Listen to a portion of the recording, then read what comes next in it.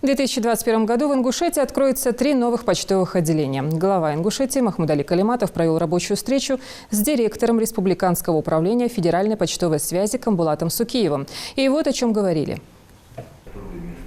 В регионе функционирует 54 отделения Почты России, 38 из которых расположены в сельской местности. Кроме того, в прошлом году на 90% произведено оснащение отделений почтовой связи региона полной либо частичной доступностью для маломобильных групп населения в соответствии с программой «Доступная среда». В 2021 году также планируется завершение строительства 3 зданий нового формата для уже существующих пунктов, которые полностью соответствуют современному фирменному облику Почты России. Запланирован комплексный ремонт еще 6. Управлением федеральной почтовой связи Ингушетии в течение последних лет совместно с руководством региона проведена огромная работа по модернизации, строительству и приведению в соответствие зданий и помещений почтовых отделений, пояснил директор службы. Открытие 3 новых отделений почты ожидается в Назране, Карабулаке и в Яндере. В регионе активно идет строительство новых микрорайонов, увеличивается население и открываются пункты связи в шаговой доступности для оказания более качественного уровня услуг. Более 160 почтальонов и 100 операторов ежедневно взаимодействуют с населением. Из них больше половины в селах. Более 60 тысяч человек республики, большинство из которых жители сельской местности, получали пенсионные и социальные выплаты через почтальонов. В структуре доходов филиала более 70% составляют финансовые услуги, доставка пенсий и социальных услуг, прием платежей от населения за жилищно-коммунальные услуги,